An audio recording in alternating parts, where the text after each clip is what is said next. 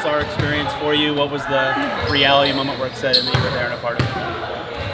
It was a really good experience. I think for me, shoot, man, it was pretty busy. It was a busy weekend from the moment we got off the plane. So I enjoyed that part, even though it was busy, because it got me a chance to, get my name out there some more, market, branding.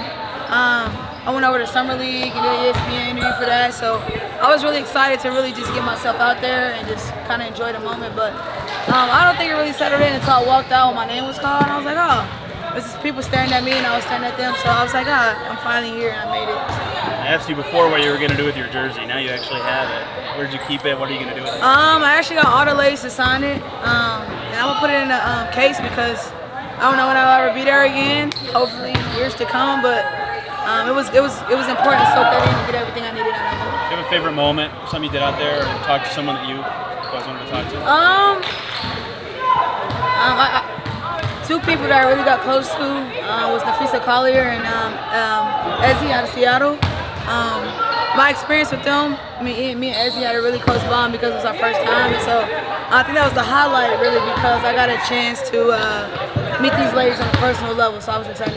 Did you petition the league to add a few seconds for your high arcing three to the contest? Yeah. Became a fact? Clock, I went entirely too slow. I was never gonna make it, and then, on top of the fact that Sabrina only missed two at the last one, I was like, I was better off sitting out of it anyway. So yeah. Did you enjoy all that part of it too? Yeah, it was a really good experience. We had never done anything before. Everything matters. Even if it's not that fun for them, it's fun for me. So. This break is fitting exactly halfway in terms of the season and the number of games you've played. Is there a thing you feel like you want to see you guys do the most better in the second half? Just put together two halves. I think we're a really good basketball team, and we're growing a lot. But we can put together two halves. We can take these 20 games and do something really special. I think. When you were drafted here, Christy was an assistant. Now that you've had her as a head coach for 20 games, in what ways is she different? How has she evolved? And even within these 20 games, how has she grown? She's the same with her aggression, her preparation. Statistically, she loves numbers, and so that hasn't changed much. That's how I know her. But I'm happy to see her step into her coaching role. It's a stepping stone for everybody, including her, most importantly. And so I think she's handled all of it really well. What kind of numbers is she showing? Is it during the game or during practices? No, she got like a board for everything, bro. She got a board for the third quarter, fourth quarter, like over the course of 20 games, she got like a chart. Like she always has graphs and shit like that, stuff like that. Sorry. Do you think she moves more than a mile over the course of a game? 1,000%. 1,000%. She's playing defense and we're playing defense. So. In terms of the growth that you mentioned that you guys are seeing, how can you kind of continue to show that, especially with a long road trip ahead? A couple different ones, obviously, but a long time before you're back on the floor. If we could just piece together runs over the course of those games, we got a chance to really do something special if we could just piece together runs in those two halves. And on top of that, just play aggressively all the time.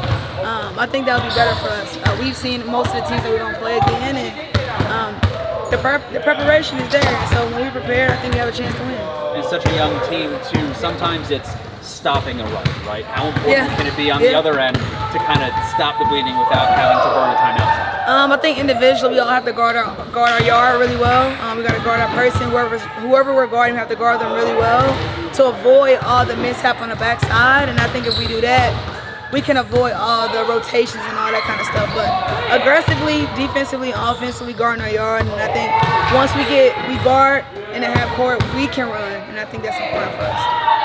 More for me, what's the big thing you've seen change from Grace? Like in the last week before the break, when she was really clicking for a second? I'm really happy for Grace. First year, she's in Indy. Kind of played some really good minutes last game, and I think for us it's about making sure she just keep finding that rhythm. It takes some time, and I think she's on the right track. Thank you. Thank you. Thanks, guys.